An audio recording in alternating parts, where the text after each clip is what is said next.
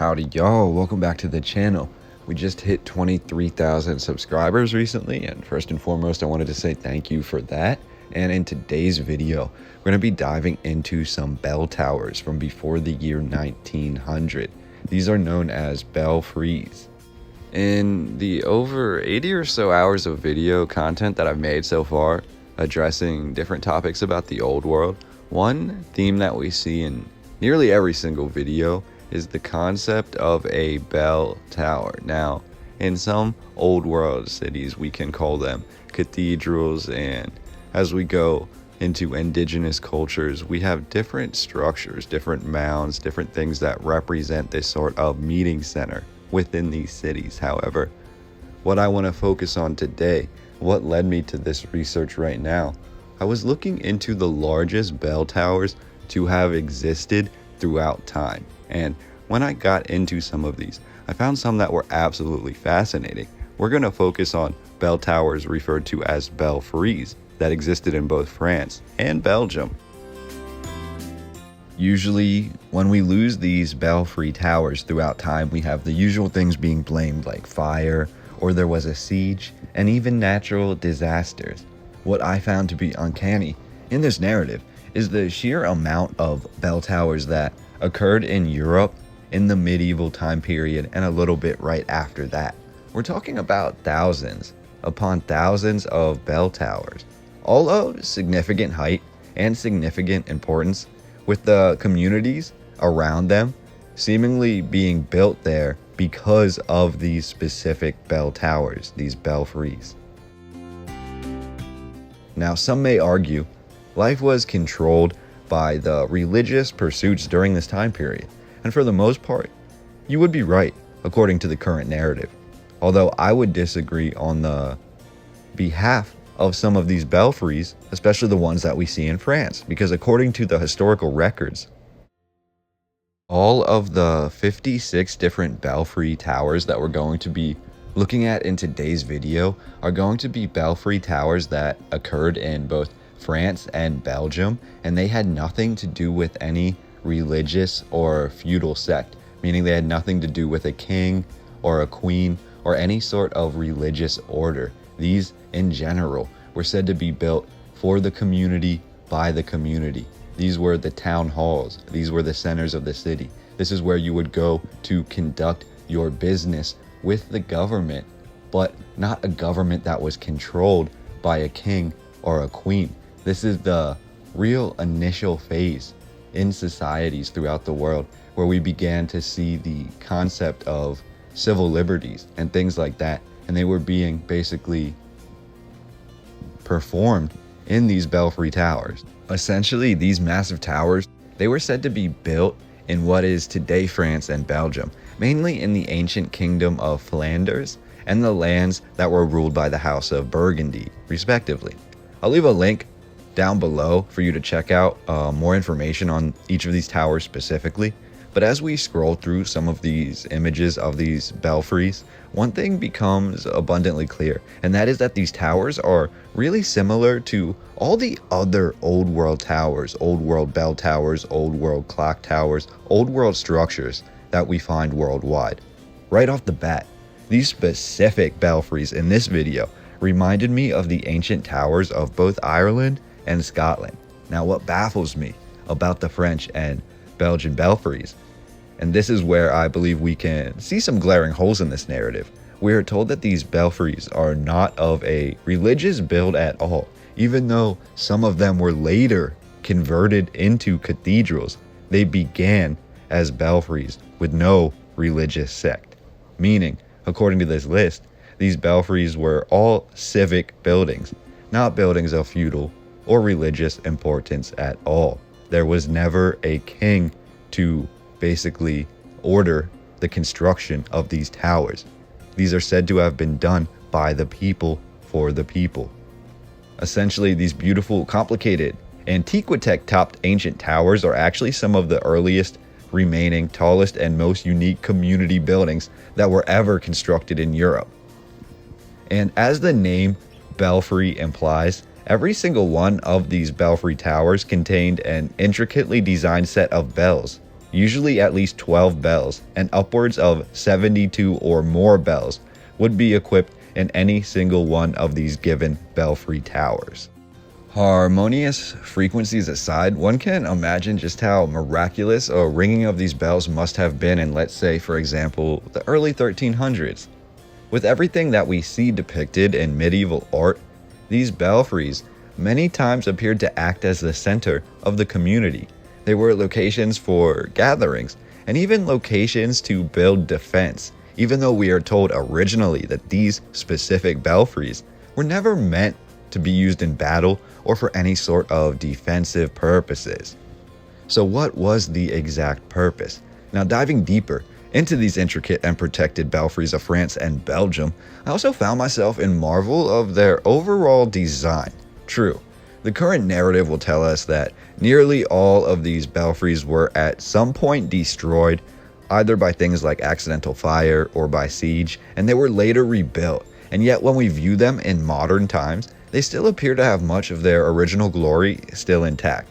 I wondered, as I looked over all of these towers, many of them seem to have living quarters stationed at the top of the tower, a design which to me appears to be sort of out of the ordinary. The towers appear top-heavy, and I again began to wonder about the bells. If these towers really housed dozens of massive bells, which could be heard for miles on end, could these harmonious sounds really be used as a tool? Possibly to clear debris or to resonate with the masses, to alert those in the community of different things. These bells have, throughout time, been associated with many out of the ordinary practices, and yet when we talk about healing, we always seem to discuss these bells. Would that be considered esoteric? I wonder. And as I looked through these towers and these photographs, if the space at the top of the tower was really meant for these bells, was it also meant as a place of healing? Or was it really a layer of sorts, as we're told in many of these descriptions, that actually housed a living quarters at the top? I really have a lot of questions as I view through these images, but I wanted to share them with you and get your opinion. At least in my initial impression, when I viewed these belfries, I really thought there was something more to this design. But either way, they are absolutely appearing like many of the other old world tech that we discuss throughout my channel, and they're frequently overlooked as we dive into the overall history of bells, of music, of sound, of resonance, and all these other topics. Belfries in particular played an integral role in our old world history, especially in Europe, even at the most basic level of being community centers and locations which the communities were built around. Now, diving into these non-religious belfries of Belgium and France, all of which are depicted in this video, I also came upon a land in Hull, which in itself also left me completely shocked and a little bit baffled.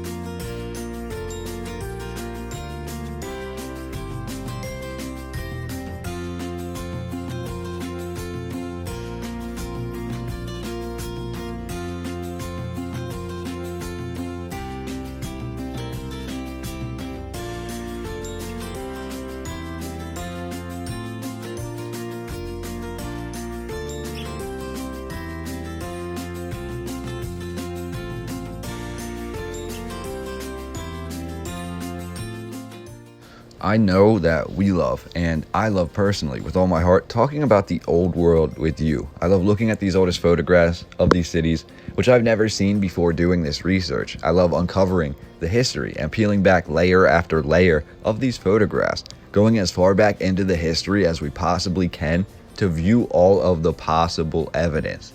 So believe me, when I came across the ancient fortified city of Belfort in France, while doing this research into belfries, I was absolutely shocked by what I saw. To deny the advanced nature of this city's construction would be truly impossible to do. We can make arguments, as we do in many of the old world videos discussing things like North America, that the foundations for this city, the rock bed, has been shaped over thousands of years of previous occupation. This is not exactly a point of emphasis or argument, however, as it usually comes down to discussing, really on my videos, how much of the fortifications of an area existed before what we are seeing in the photographs. We can see, for example, a castle, really any castle. And in most instances, said castle will have a previous castle that existed on the exact same location. A previous fortification. Most narratives will play down the role or importance of the previous castle or the original structure, as it seems it's always easier for history books to focus on what we have right in front of us at that time. The same can be said when we look at ancient cities worldwide. We have original fortifications in nearly every single major city.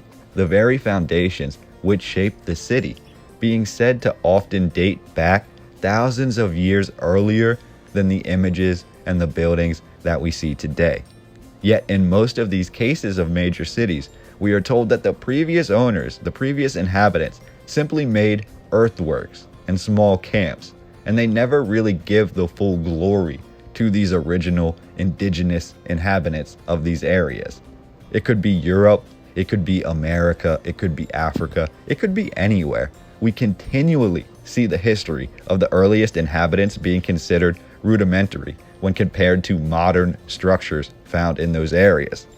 My channel, of note, is different, I believe, because I like to give my focus and give credit to the ancient civilizations which shaped the land previously in all of these major cities around the world.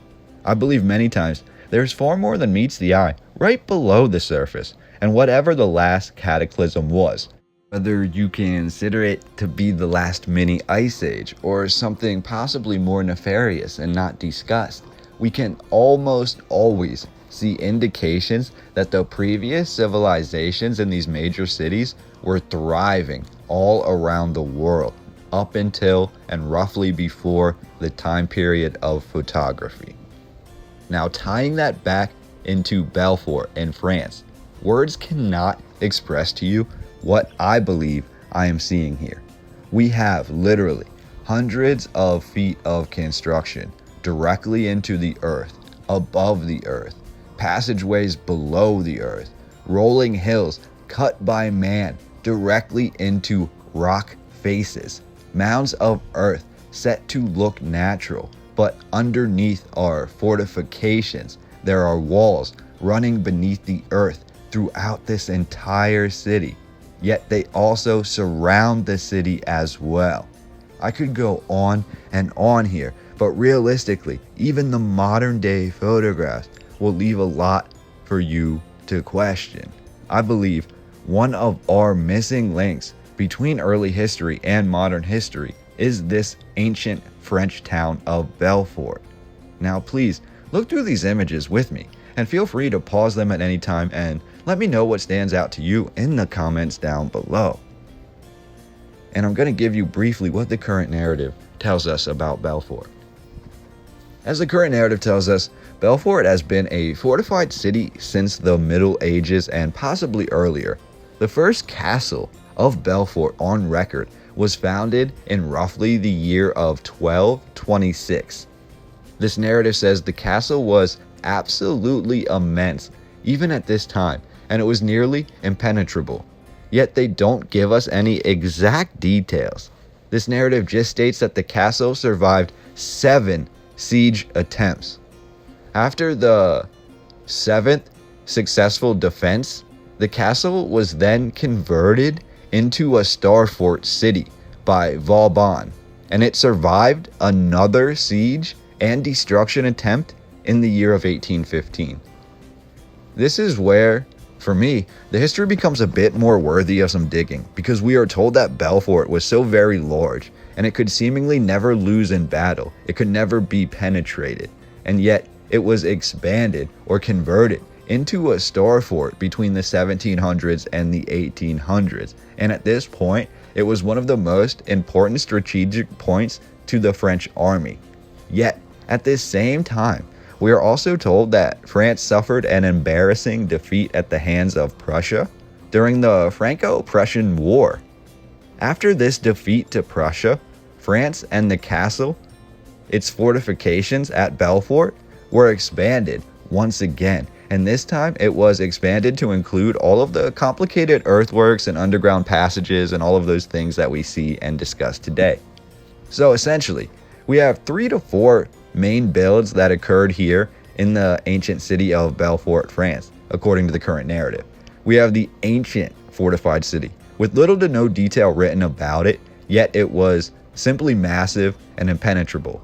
Then we have the city fortified again during medieval times, and it's again never defeated. Belfort is then expanded once more and is converted into a star fort city between the 17 and 1800s, only to finally be expanded upon once again, but this is not before suffering a defeat to Prussia. So I just found that to be really interesting, especially when we consider Prussia at this time period. I have a lot of other videos about things that Prussia did during this time period, not just war, but also inventions that came out of Prussia. And I think that if you enjoyed this video or this discussion at all, you would definitely enjoy that one. So check that out after this video. I will link it down below. If the ancient city of Belfort doesn't make you question at least one thing or two about the current narrative, I'm not sure what will. But either way, when I found Belfort, I found it to be an unspeakably beautiful and confoundingly, confusingly intricate design. So I thought I would share that with you and just hopefully get your thoughts and comments down below. But wait, that's not all. We still have another epic piece of this puzzle, which I'd like to discuss here briefly before tying everything together at the end of the video and discussing the channel going forward. Now, we have the massive old world lion depicted here, known as the Lion of Belfort, which adorns the front of the castle of Belfort like an ancient Egyptian statue used for protection. To ward away evil, possibly, to show dominance, and to be a feat of engineering indefinitely. Remarkably, I had also never seen this lion before diving into this research, yet it stands over 11 meters tall and 22 meters long, and it is made out of red sandstone brick blocks. This sculpture was absolutely created in the old world style. It's completely out of the ordinary and appears like it could have been built hundreds of years previous to what we are actually being told.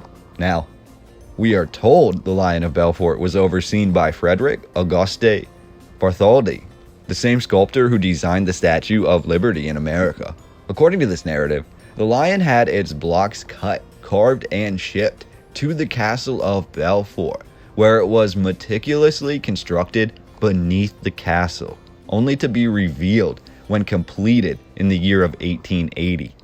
Looking at this landscape from a wider lens, and from a bird's eye view, it appears every single aspect of this landscape was specifically designed. Every angle, every entryway, every ratio, set up perfectly to coexist. We have Belfort strategically placed amongst these belfries, possible markers of something greater that was at hand. And finally, tying all of this together, of course I wanted to end on something that we really can't explain.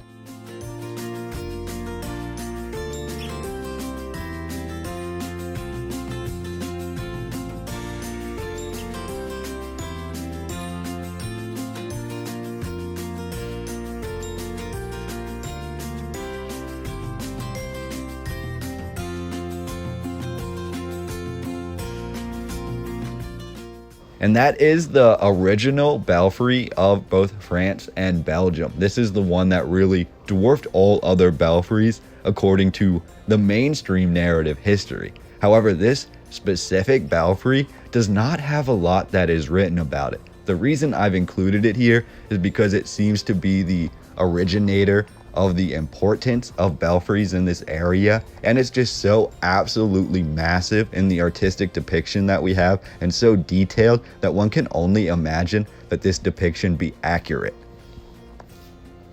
This is said to be, at the time it stood, one of, if not the most famous belfry in the entire world. The narrative here gives us very little detail, however, we do have this very realistic artistic depiction of this original belfry tower.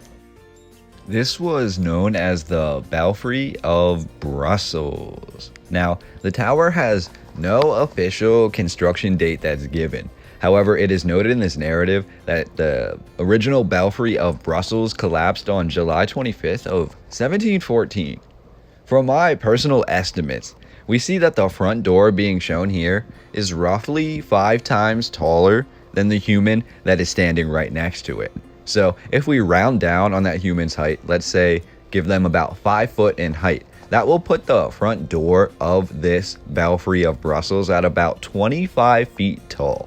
Now, at this time, and with these calculations, the entire tower would be roughly 20 times the height of the door, meaning we can estimate the tower, the Belfry of Brussels, to be at least 500 feet tall.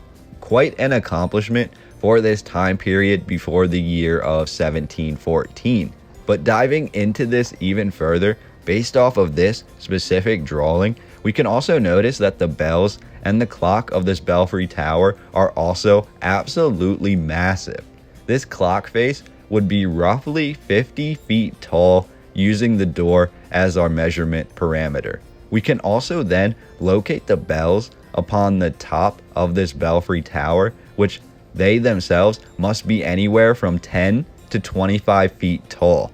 Absolutely remarkable for the early 1700s. That is, if the Belfry of Brussels really did stand in all of this glory. And that's something that I would look for us to discuss in the comments down below. Now, that being said, I think I'm going to wrap up the video here, although I do still have some really important topics that I want to discuss here very quickly. And this is for my true fans out there, those who are subscribed to my channel with a true thirst for the knowledge that I have. First, I want to say thank you for helping us to hit 23,000 subscribers. Thank you from the bottom of my heart. This is to you, and I mean it. I want you here, and I want you to be able to say what you feel about any of the topics discussed in this video. That being said, I've been experiencing a slew of different issues with some of the technical aspects of these videos. To be upfront and to be honest with you, about 1 month ago, there was a serious uptick in comments on every single video of mine that are now being held for quote-unquote review. This is not my doing at all.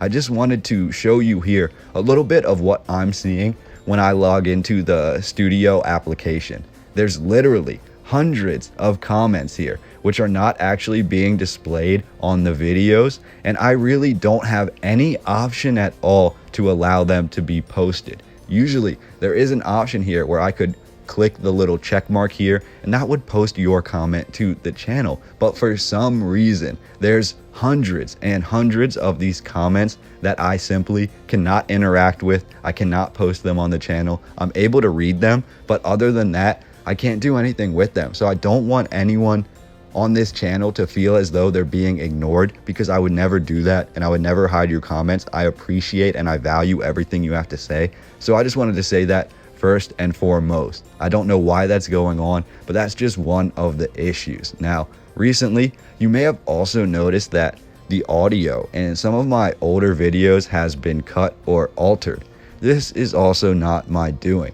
It's been brought to my attention that someone else was monetizing my videos. So with that being said, I've had to edit the audio out of many videos, many of my older videos, for this reason. It was either edit out the audio or have the video be lost completely and have no one be able to see any of the old world pictures, any of the photographs, really anything about this content. So I only had two choices because I want these images to be out there. I want you to be able to look at these photographs from private collections and from museums and from different places that you might not be able to see them without me doing this research. I wanted to address that also right now, and it's just really bad timing. Now, if you've watched my last video, recently I lost a really close member of my friend group, a friend that I've had since I was in the middle school in the 6th grade, Stephen Hafner, and I had a great dedication to him, and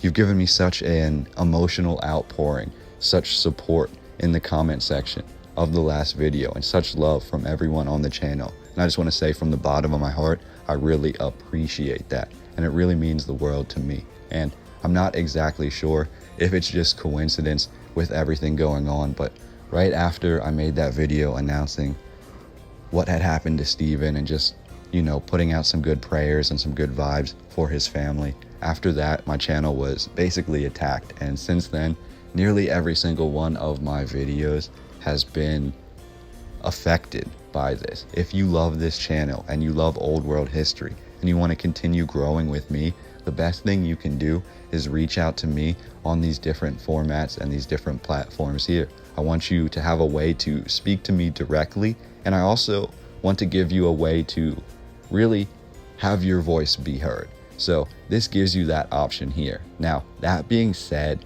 I'm also looking for music, royalty-free music and free use music, original music. If you're in a band, or if you're a good singer, if you're a good composer, if you're good at using GarageBand and you could make a nice little instrumental for me, or even an intro song for the Jared Boosters channel, that's also something I'm looking to incorporate into my videos in the future. I want to have music that is done by the viewers of my channel, by this community, and I can keep making this content with your help. So that's all I'm asking for right now, is your continued patience in viewing the channel as we reach a couple of growing pains, so to speak. And moving forward, I hope to keep making even better content with even less hiccups and hopefully be able to present that to you in a timely fashion. In conclusion, I'm just figuring out still how to run this channel, but I'm fighting with all my heart to make sure that it continues to grow and continues to stay positive. It seems that in my most recent weakest moment, my channel experienced a slew of different issues all at the same time, but I'm trying to address them head on. I want you to feel like your voice is always being heard, and I want you to continue to feel as though you have a place here when you share your thoughts and comments. So that being said, with all of these drawbacks, I'm trying to hit the future head first with a head of steam. I do love to hear your comments as well. So let me know what you think about the belfries of Europe, specifically of France and Belgium, the belfries in this video, all being used for non-religious or non-defensive purposes. So what do you think these buildings were used for specifically when they were built in the time periods of the early 1100s, the 1200s, the 1300s? What were these buildings being used for back then? Finally, the large-scale construction in the old world town of Belfort in France has also inspired me to do a lot more research. So I'm hoping to bring some more new content about this area to you in the oncoming days. Thank you for joining me today. The Castle of Belfort, as well as some of the other ancient monuments in the city of Belfort, are indicative to the massive ancient cultures that were around the world. Let me know what you think about these photographs. Let me know what you think about these belfries, seemingly topped with antiquitech and these intricate designs that somehow we see being mimicked worldwide. Thanks for joining me, and I will talk to you very soon on the next video.